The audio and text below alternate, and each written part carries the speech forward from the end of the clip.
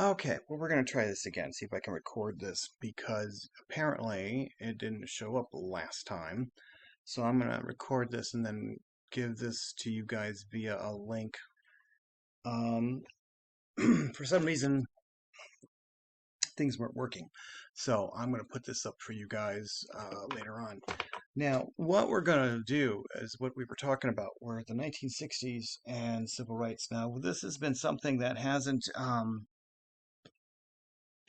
this was something that we had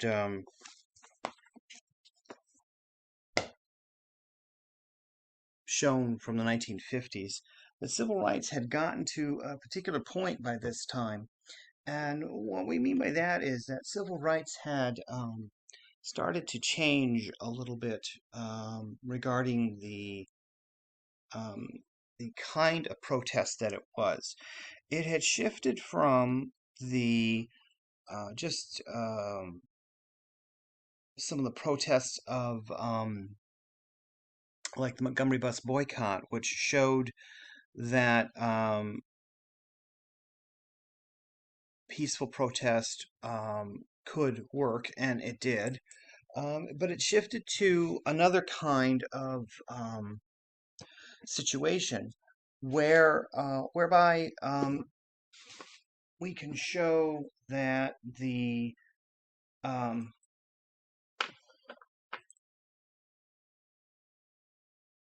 a new kind of development begins. So we're going to talk about that. We also want to look at in particular, we want to look at the differences here. What happens as far as um, the rise of the Cold War and how that becomes important. It becomes a major aspect of the difficulties in um, negotiations and, of course, the difficulties in the tensions that kind of increase. The Soviet Union had a new kind of leader, and we'll talk about that here in a minute as well. And then, of course, we'll talk about how that's related to Cuba, and of course, the um, Great Society that came out of all that. So let's, if we can get this right, let's begin. So the 1960s, it's that kind of a decade. What we're starting to see is a shift in the civil rights movement. And we're starting to see a new kind of demonstration begin to occur um, as something that kind of begins in a new kind of generation. By February, what we start to see in February 1960 is that a new civil rights movement was starting to emerge in America. That really we're starting to see it move from a just from like a response like the Montgomery area to more upper class college students. What we're seeing is some of these college students, and I say upper class, I have to be careful. I don't mean, because for a lot of African Americans, even though some of their parents might have been, somewhat middle class, not many of them were. And so as some of them start to go to college, they are seeing some of the struggles that their parents went through, and they're seeing the fact that they don't have um, some of the things that their parents went through, and they're seeing some of that, and so as a result, they're seeing some of the difficulties related to that, and as a result, um, we see a change, especially with the 1960s. We see move to a more focus among some of the college students. One of the biggest ones was in North Carolina, where in Greensboro, North Carolina, and this begins at a lot of the historically black colleges in particular, where African Americans, they sat down at a lunch counter. And here is the famous picture here. You'll see here on the upper left, there's where the four gentlemen are sitting in the Woolworth lunch counter. They were told that the lunch counter that African Americans could go into the Woolworth's store. They could purchase goods from the store, but they could not sit at the lunch counter. And so they started to return. They were dressed, and this is, of course, nonviolent. In other words, they don't fight back no matter what happens to them. And by the end of the week, it's kind of interesting because what happens is it started with these four men who were politely asking for service and were being denied service. Especially, there's another big old sign. Of course, you don't see it here. It says, "We do not serve Negroes." And by the end of the week, the next day, the first four were there. They were denied service. The next day, there were eight. And by the end of the week, there were 1,000 people um, protesting, descending on Woolworths. And this was led, of course, by a phalanx of football players from the nearby black college who were of course, these are big guys, and they could do what they wanted to do. And by this time, of course, you have counter protesters waving the Confederate flag and so forth. Now, this was not new, but the Greensboro students had started to spark this national movement that would begin in dozens of southern towns and cities that were occupied by southern black colleges. And by the end of 1961, or by the end of 61, you start to see over 70,000 people participating in these movements. And it begins to, spark this notion, and shows that this struggle for, a lot of things like moral benefits for you start to see the moral aspect of this for African Americans, especially, because this is not fair. And what you're seeing is that, a lot of African Americans begin to be unwilling to wait for um, um, here is 1960. It's been 6 years since the Brown versus Board of Education. We are not willing to wait anymore. And, they're starting to say, look, um, we need to move on. And so as a result, there's a lot of African Americans who begin to see some really nasty things. And in this particular instance, too, they were arrested, and of course, they didn't fight back. And ordinary blacks became really impatient of waiting and asking politely. And so as a result, by the early 1960s, you start to see that after several civil rights movements had been, um, after several civil rights acts had been passed, and although not strong enough, to end the segregation in public transportation and interstate transportation, the signs are still up. So what the Freedom Riders did was a coalition of organized groups called the Student Nonviolent Coordinating Committee, which was founded by black students to provide a focus for the sit-in movement. The CORE, the Congress on Racial Equality, had gotten together along with a lot of middle class. These weren't just African Americans. These were a lot of white clergy, a lot of white African, white um, students who were also very much activists. John Lewis was one of them. They were dressed in their Sunday best, and they got on a bus in Washington, and they started to go on a trip from Washington to New Orleans, and they were going to integrate um, the bus stations, interstate bus stations along the way. And they were met with some, things seemed to go okay for the first little bit through. They went through Virginia, but when they got into Atlanta, or excuse me, Alabama, things began to get eerily quiet. Um, they were met at the Montgomery station with no police to protect them, of course. And when the bus arrived, of course, they were met with the several thugs by the um, KKK were going to meet them. What happened at this, of course, was that what happened, of course, was that the um, many of them got hurt very badly.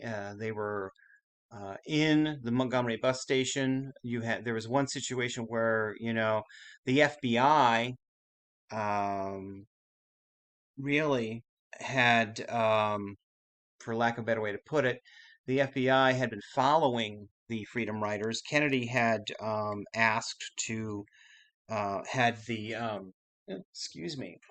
Oh, there we go. Kennedy had provided for the FBI under the direction of Robert Kennedy, who was the Attorney General. They were following them, but they didn't intervene. They really couldn't intervene. And so a guy named Robert Siegenthaler was um, providing some feedback to the FBI. And as he was saying what was going on, he starts to go into to try to help with the protests. And of course, he was attacked as well. Doesn't work out very well for John Siegenthaler. He was hit with a baseball bat across the back of his neck. Some of these people were really bad. They wanted him to call off the Freedom Ride, but they refused to. And the Attorney General told the Freedom Riders, really you should stop, and they didn't want to stop. And they weren't guaranteed, you know, um, the governor, they told pretty much that the governor that he would guarantee their freedom or they would call in the National Guard, which they didn't want. So what happens, of course, is they get on the bus, and as they get out of Montgomery into Anniston, they were met by a KKK group. It's kind of eerily that as they left the city limits of Montgomery, the sort of police disappeared. They were run off the road by the KKK. Um, they only know this because, of course, there was the FBI was following them. They were jumped off the bus. Most of them got off. The bus was bombed, of course. I don't think anybody was killed, but of course, as they get off the bus, they're being beaten by um, the KKK. And the bus, of course, is exploded here, as you see on the bottom. This is a Pulitzer Prize winning photographer. Things don't get much better, but they're trying to challenge the laws that were established because these laws were supposed to um, regulate interstate travel, and they didn't, and they weren't. John Lewis, who recently just passed away, who was a congressman from Georgia for 30 years, he just recently passed away, was there he was a freedom rider and had met all of that. One, um, oh God, Charles Freeman, I believe the guy's name was. I apologize, had lost his eye in some of these fights. Um, Ordinary Southern blacks were impatient and they faced repression by local police. And a lot of people were starting to question by 1963, here it is 9 years later after the Montgomery bus boycott, they were starting to starting to really question King's tactic of nonviolence. King would lead a series of demonstrations in Alabama in 1963, and he was thrown in jail when a local white clergyman professing themselves sympathetic to blacks objected and urged them to end this untimely protest, which they claimed incited hatred and violence, King wrote to them in his famous letter from Birmingham jail, which contained this very moving explanation why he and his followers were unwilling to wait any longer.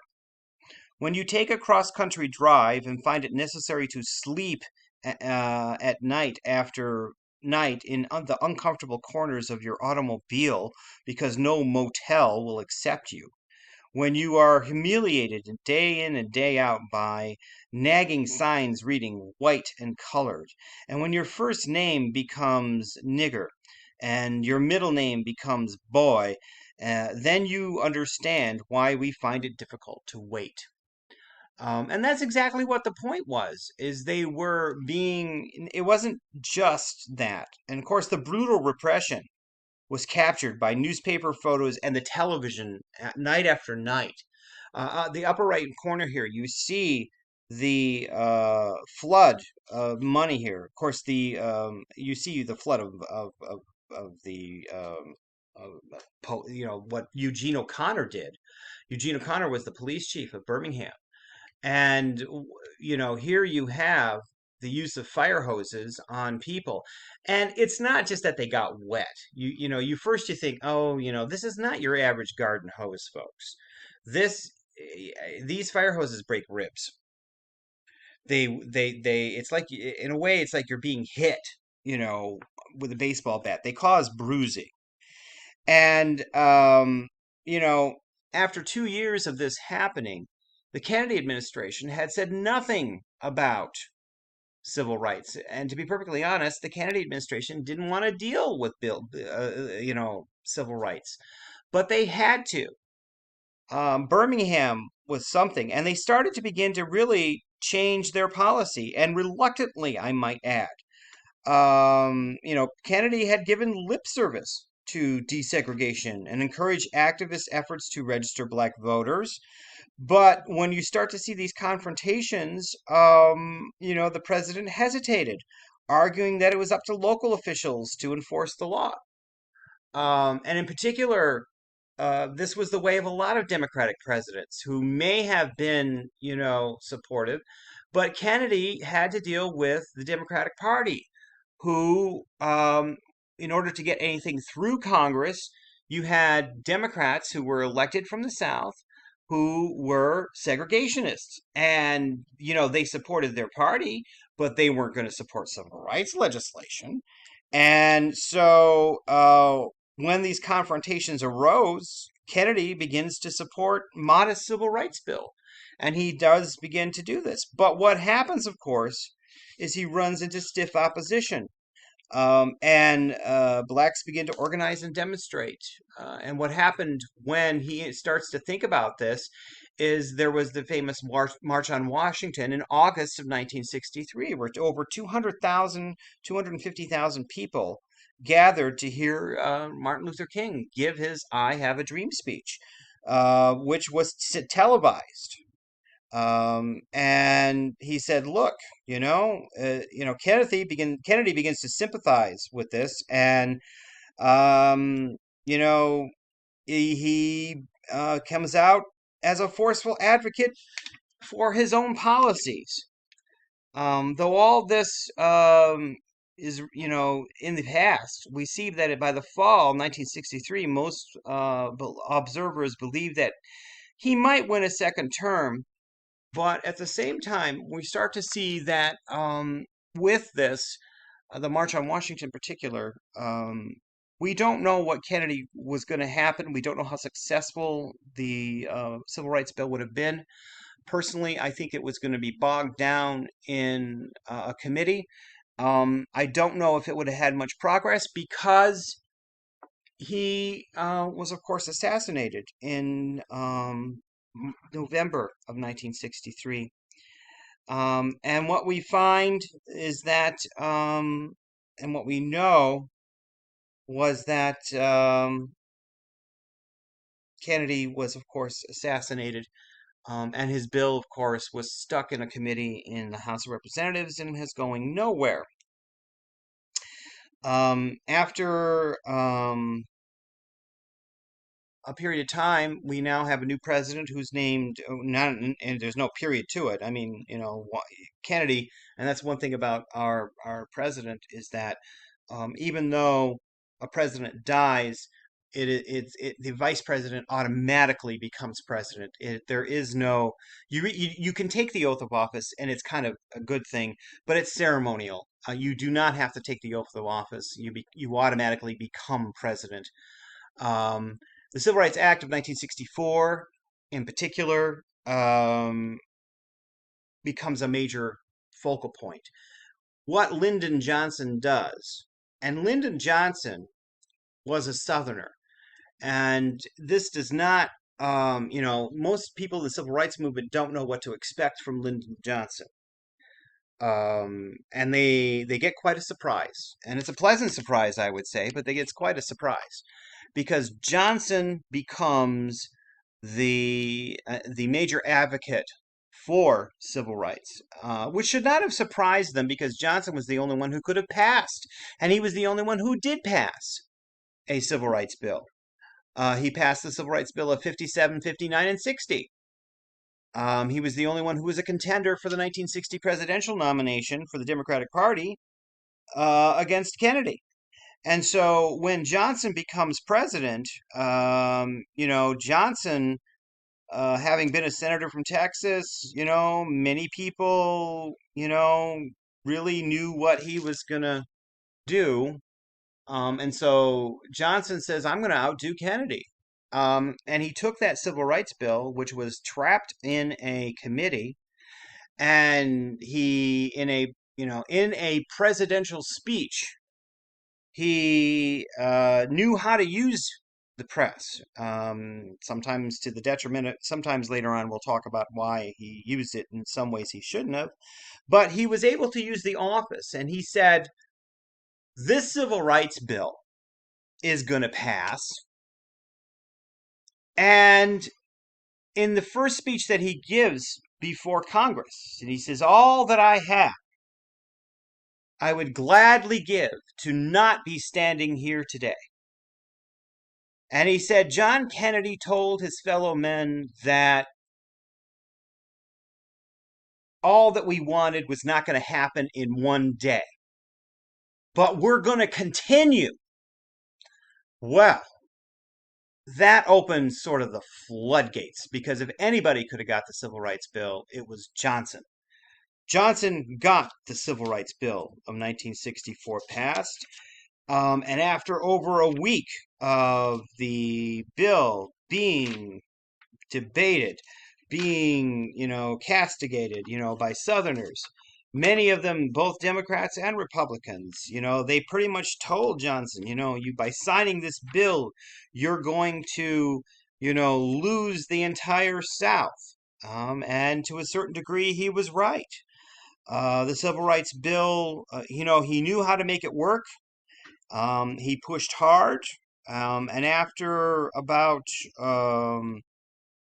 it being stalled, a few months later, by the summer of 1964, the Civil Rights Act was passed, and it was strengthened. It outlawed discrimination by employers against blacks and also against women. The Republicans had tried to insert an amendment which passed.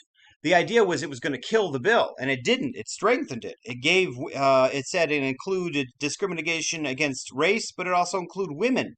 And it broke down legal barriers to black voting in the southern states, outlawed racial segregation of all sorts in places of public accommodation, things like movie theaters, hotels, restaurants.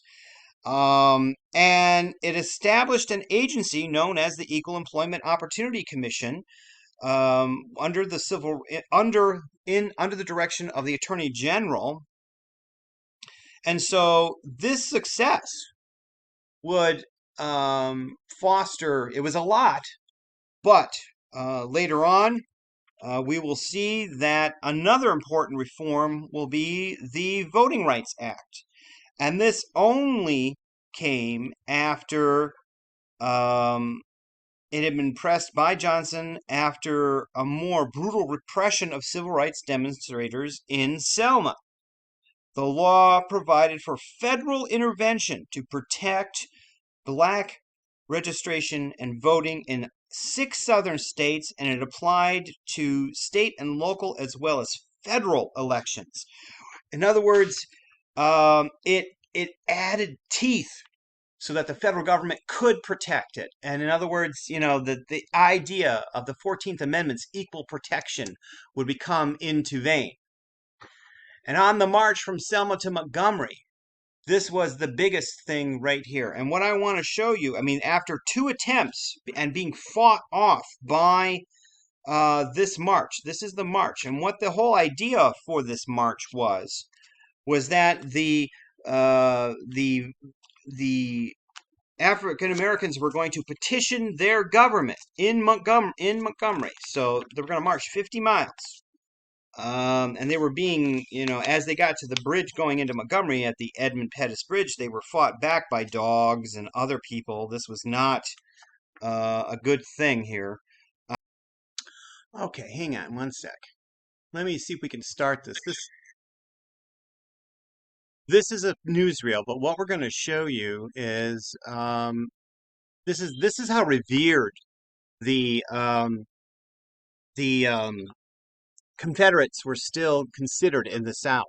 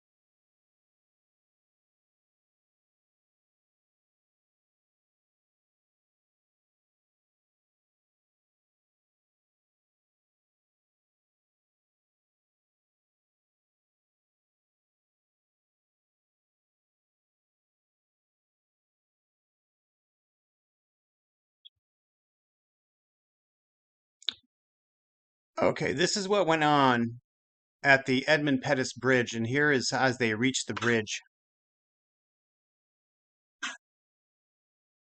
This has all been on. This was all on television. At and here they are. They're walking on. They're walking peacefully on the sidewalk, and most of them, they didn't. They walked in their Sunday bests. The press is there taking pictures, and they're really not causing any problems. Of course, the guy that's ahead here is John Lewis, the guy that we talked about, who was killed.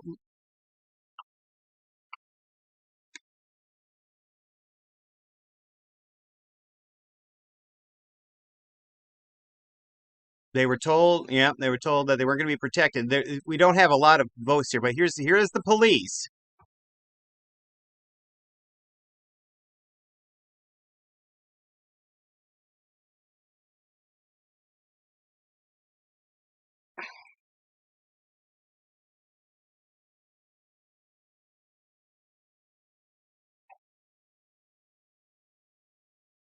Yeah.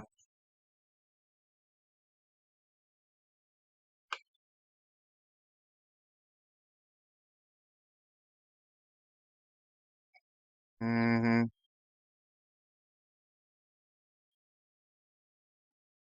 And this is all, a lot of this was on live television. So, and this is what a lot of people saw.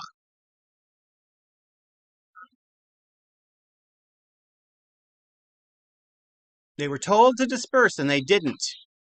we're seeing some really, of course, they bring in the horses. They're going to use tear gas. This was totally uncalled for because they weren't doing anything other than standing on the sidewalk.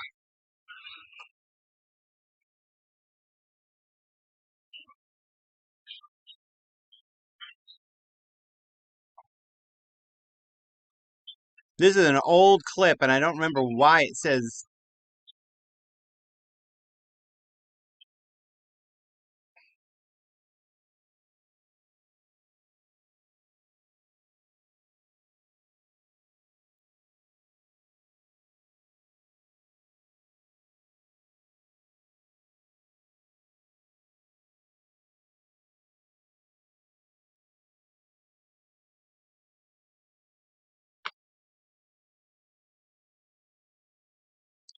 This is the at the what's called the Edmund Pettus Bridge. You can tell it's old. Look at that. Hamburgers are 15 cents.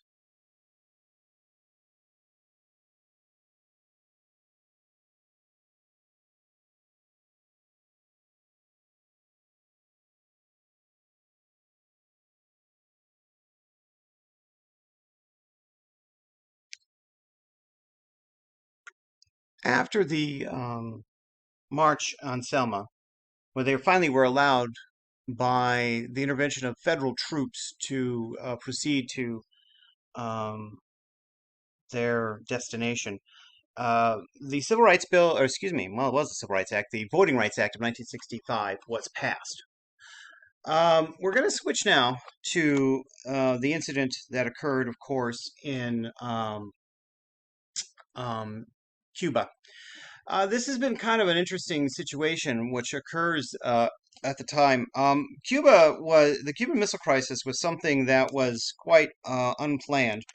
This was something that was new. What had happened was that this is a situation because, of course, this is the height of the Cold War. Nikita Khrushchev is, of course, the head of the Soviet Union. He had taken over as the new head. And of course, he's flexing his muscles and of course, he's trying out this new president, Eisenhower, to see, or excuse me, new President Kennedy, to see where things were going to happen. Kennedy had met the Soviet premier in Vienna. And of course, Khrushchev was upset over the invasion of Cuba, and he was very much blustering about grabbing Berlin because Berlin was a free city, but it was in the middle of East Germany, which, of course, there was only certain ways in. There's a lot to be talking about there. But also in August, he abruptly closed the border between East and West Berlin, and he erected what was called the Berlin Wall, which will later come down some 28 years later.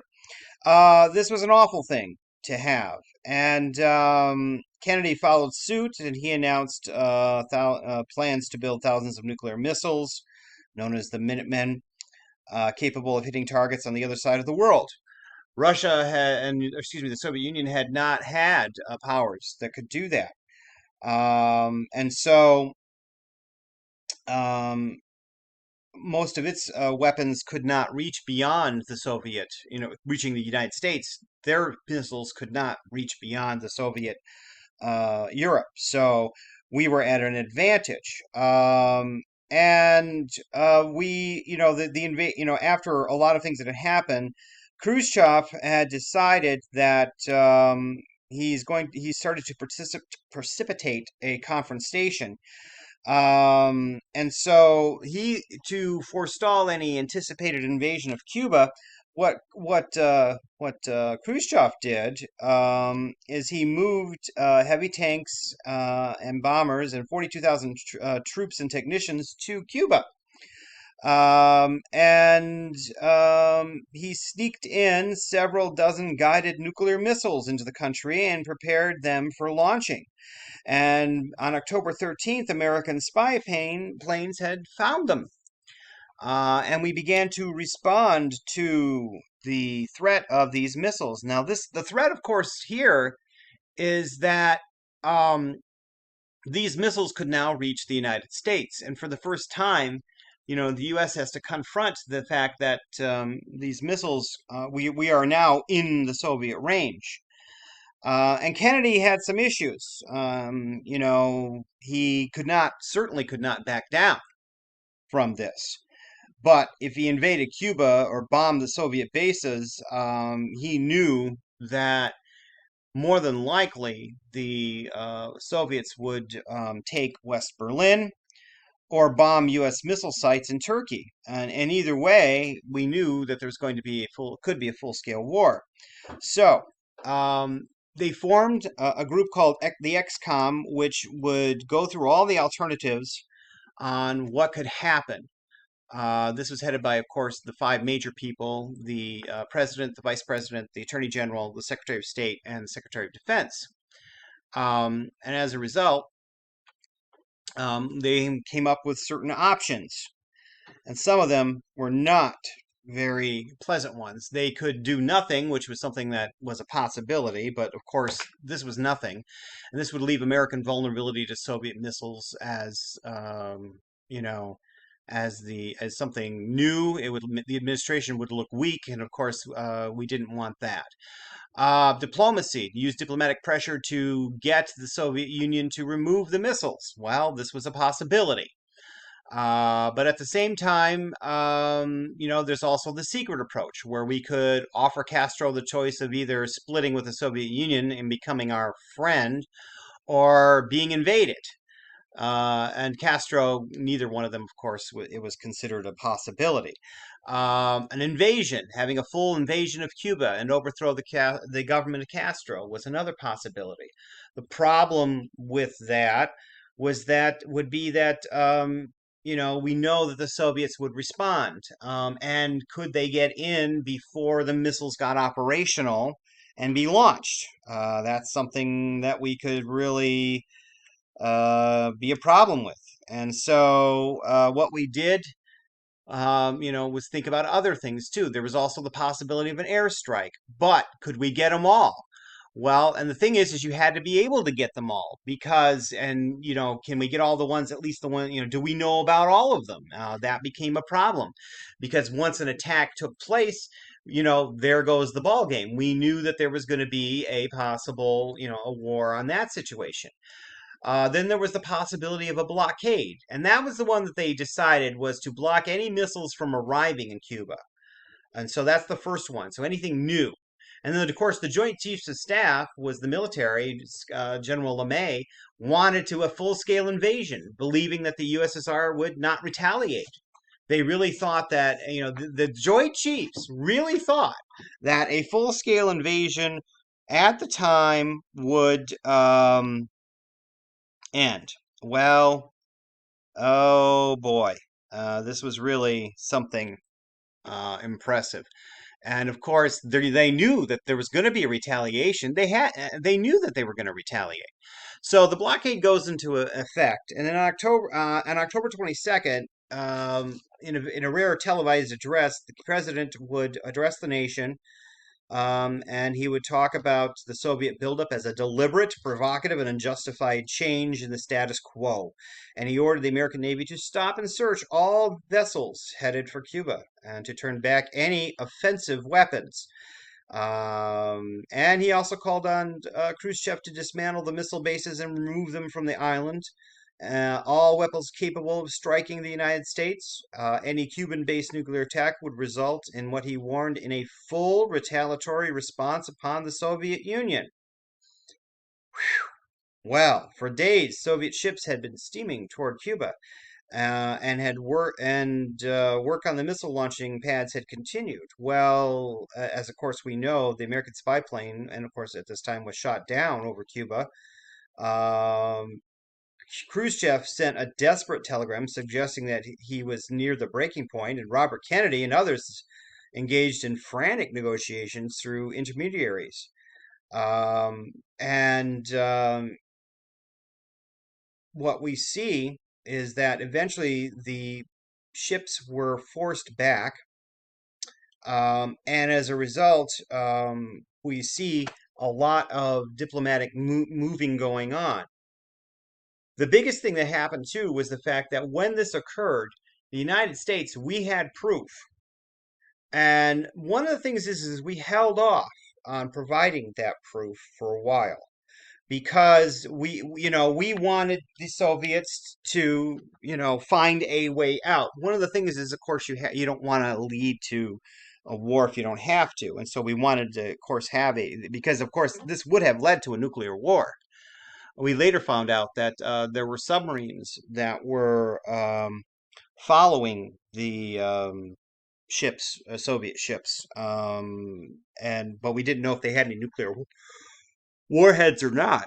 And so what happens, of course, on October 25th is you have this famous exchange at the UN Security Council in New York. Now, the Soviets were in charge of the Security Council at this time, and so, they're talking about they're leading these attacks.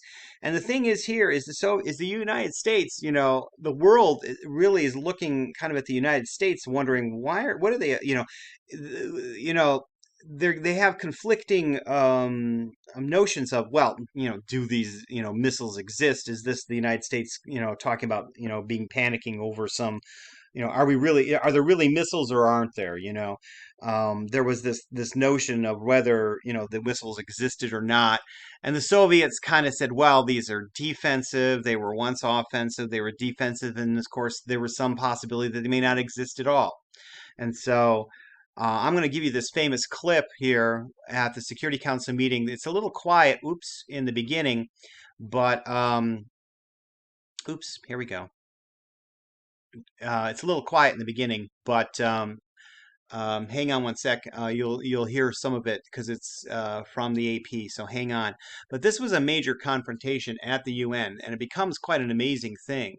You're not going to hear anything quite yet, but hang on one sec. Let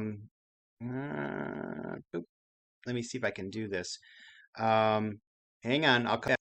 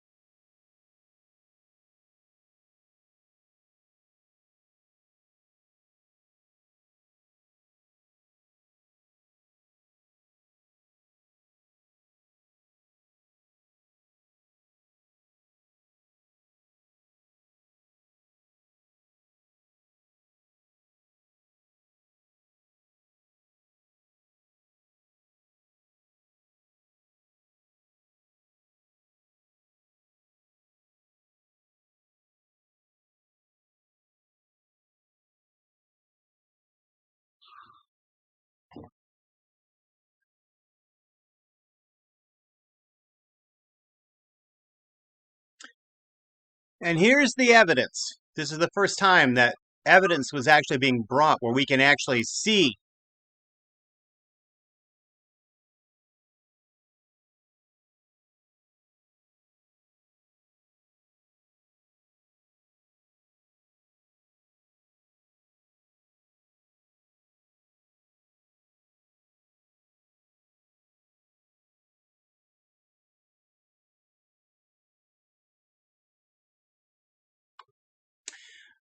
After this, of course, here, I'm going to put this on, and I don't know if you're going to hear very much of it, but we're going to put this on. Hang on one sec, so you might be able to hear it. This is a conversation between President Kennedy and President Eisenhower regarding the Cuban Missile Crisis. It's short, but I thought I would play it and see, just to give you guys an idea of how people were sort of united on this issue. Hang on.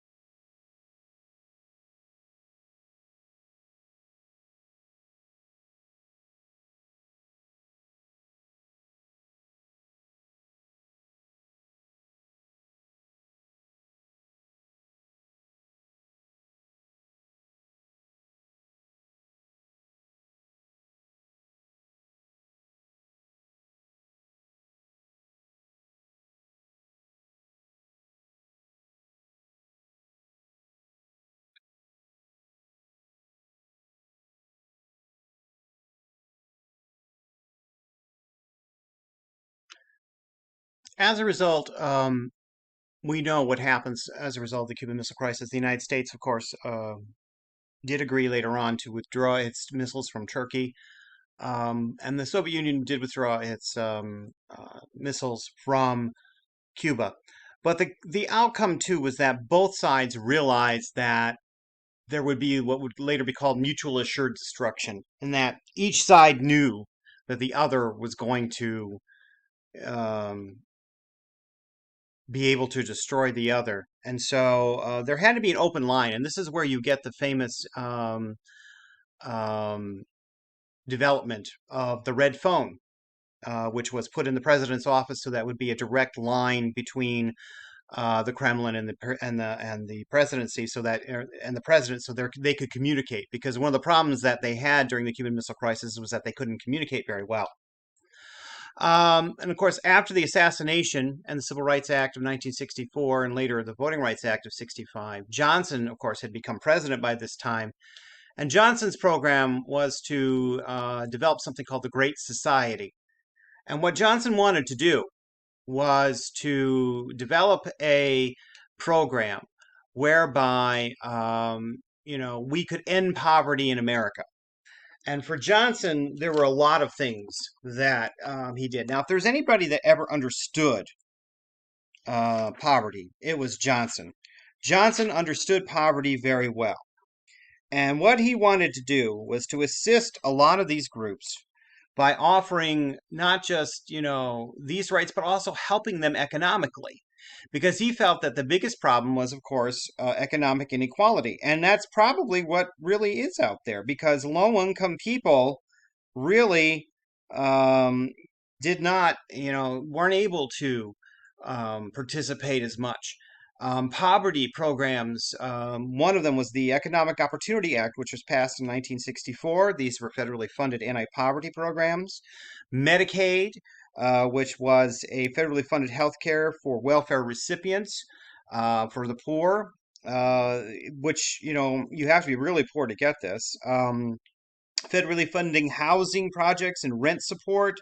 For students, there was the Elementary and Secondary Education Act, which was passed in 1965, which would increase funding for increase federal support for public and parochial schools for textbooks and materials.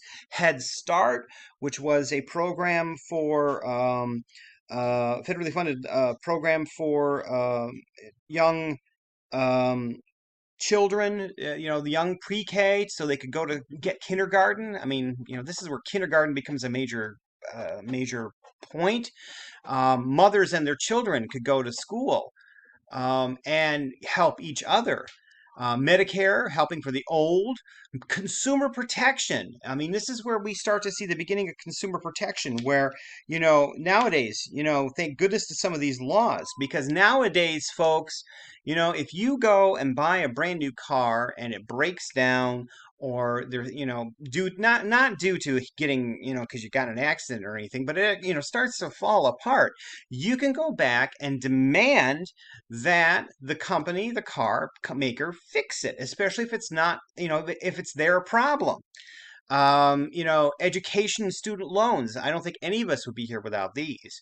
And so there, and not to include the 12 acts that were passed during the Johnson administration to address the environment, specifically like the Clean Air Act and the Clean Water Act. Although these sometimes come later too and are amended, and actually we see a development of the EPA under Nixon.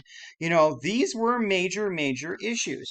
And so as a result, this was Johnson's program. He says, look, we can help the poor, and we are such a wealthy country that we can do this. This is not, undoable. And so as a result, we start to see some major changes. Here, I'm going to give you this one. This is from the University of Michigan. This is his famous um, speech about the Great Society, which was in 1964. Hang on, this was in May.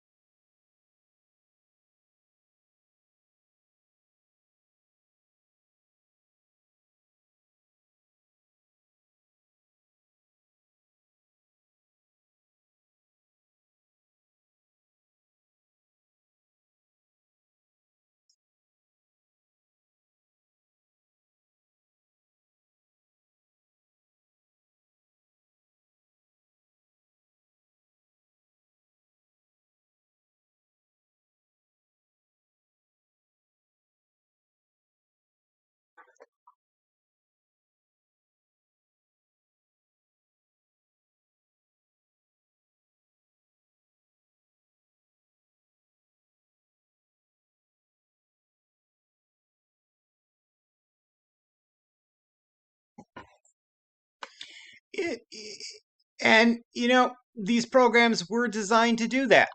Although some were good, some failed, some prospered, but out of the 41 million people that were in poverty in 1964, there were 16 million of them less. In other words, we went from 41 million to 25 million in 4 years.